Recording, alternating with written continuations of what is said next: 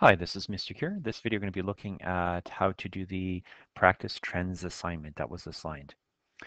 So this is your instruction sheet for the practice trends assignment. And what you're going to do is you're going to be graphing two sets of data against atomic number.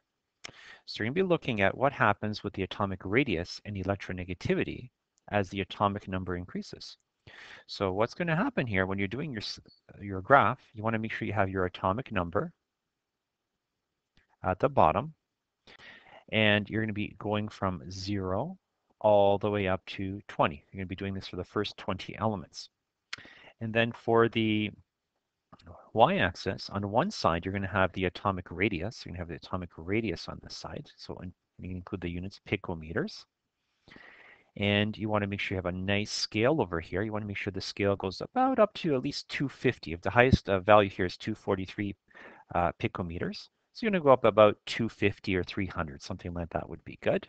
And you want to make sure you've got nice, even spacing all along here for all of your parts of the scale here.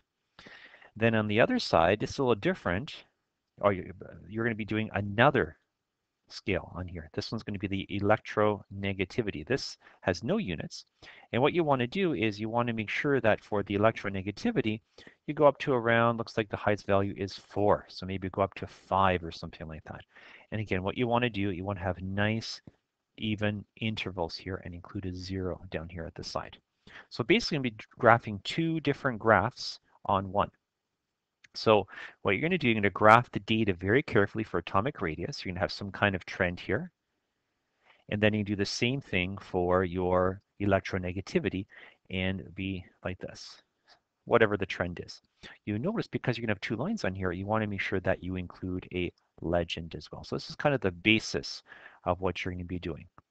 So let's look at some graphing tips here. So this is an example of a graph that you might have when you're doing your data.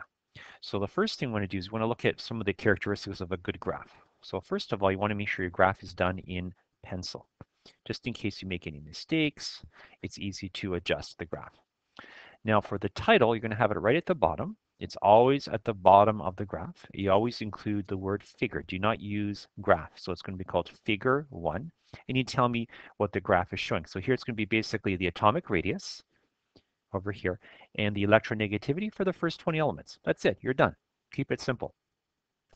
Now you're going to have again the atomic radius on one side. You're going to have electronegativity on the other side.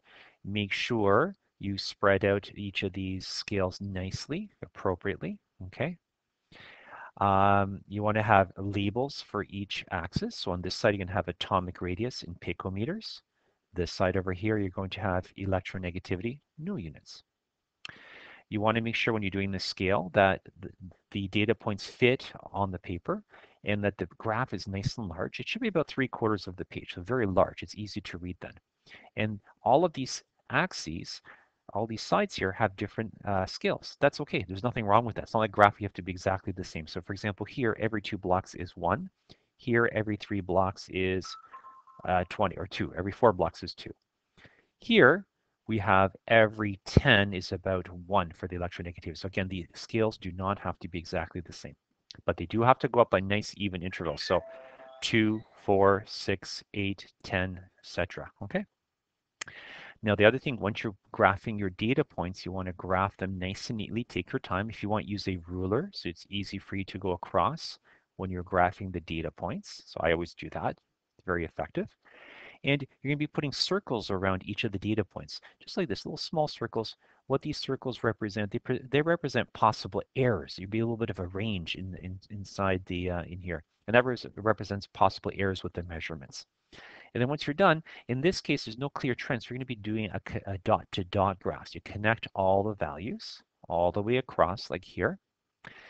Note that if you have any gaps, here we have a gap in the graph, you want to make sure you do not connect anything. You don't know what's going on in this area. We could be going up, down, so we cannot make any assumptions, so we just leave it blank, and then we continue going across over here. And don't forget at the end, because you've got two different graphs here, you need to include some kind of legend. What does each line represent? So one line would be electronegativity, one line would be atomic radius. So what I have here, I've got the same graph enlarged a little bit. And what I'd like you to do is I want you to look at this once you've done your graph and to use this as a little checklist to make sure that you've graphed everything appropriately. Now, the last thing you're going to do once your graph is done, you'll be answering some questions, some analysis questions based on the graph. So look at the data that you have within the table and also within the graph and answer these questions. And this is what we're going to be going through in class when you come back and you're done. So that's it. Again, this graph, make sure you do it on graph paper by hand and that you make sure it's nice and large on a large piece of graph paper so it's easy to read. It doesn't matter if it's landscape or portrait, makes no difference. Just make sure it's nice and large. That's it. And by doing this, you're really practicing for the trends assignment, which is going to be very, very similar to this, except it's going to have different data. Enjoy, guys. Bye.